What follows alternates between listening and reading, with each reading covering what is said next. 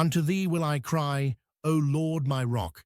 Be not silent to me, lest, if thou be silent to me, I become like them that go down into the pit. Psalm 28:1. David begins with urgent prayer. He cries out to God as his rock, the foundation of his life. The word cry expresses intense calling, not a casual conversation, but a desperate appeal. David addresses God as my rock, showing personal relationship and trust in God's stability. Moses sang of this rock. He is the rock. His work is perfect. For all his ways are judgment. A God of truth and without iniquity, just and right is he. Deuteronomy 32:4. Be not silent to me reveals David's greatest fear, divine silence. God's silence feels like abandonment. Job knew this terror.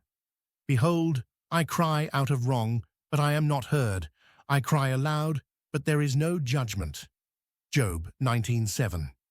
The silence of God tests our faith more than opposition from our enemies. David fears becoming like them that go down into the pit. The pit represents death and destruction. Without God's response, David sees himself joining the dead. The psalmist elsewhere describes this state. Free among the dead, like the slain that lie in the grave, whom thou rememberest no more. Psalm 88:5. This verse shows prayer as life-sustaining communication. David needs God's response for survival. His spiritual life depends on divine interaction. The comparison to those in the pit emphasizes the deadly nature of God's silence.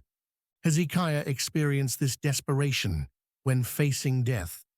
I said in the cutting off of my days, I shall go to the gates of the grave. I am deprived of the residue of my years. Isaiah 38:10.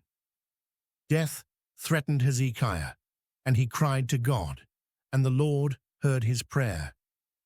Hear the voice of my supplications, when I cry unto thee, when I lift up my hands toward thy holy oracle.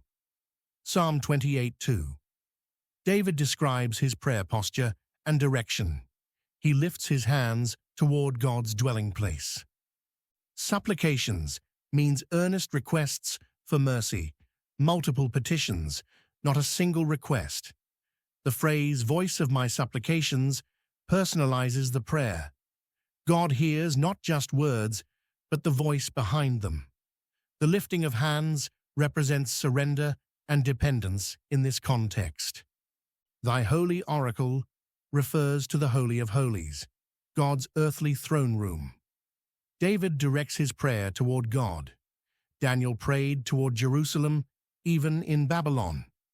His windows being open in his chamber toward Jerusalem, he kneeled upon his knees 3 times a day and prayed.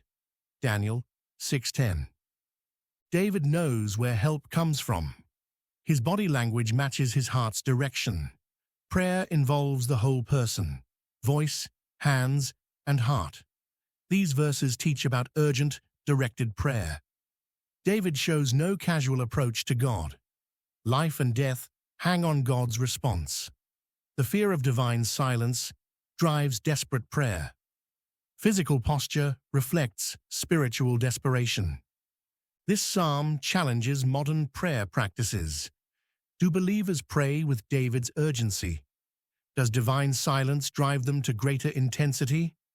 Prayer should engage the whole person. Hands lifted, voice raised, and heart focused on God's presence. Christians should see prayer as vital communication with God, and not just as a religious ritual. Without God's response, spiritual death threatens. This passage calls believers to passionate, desperate prayer that recognizes their complete dependence on God.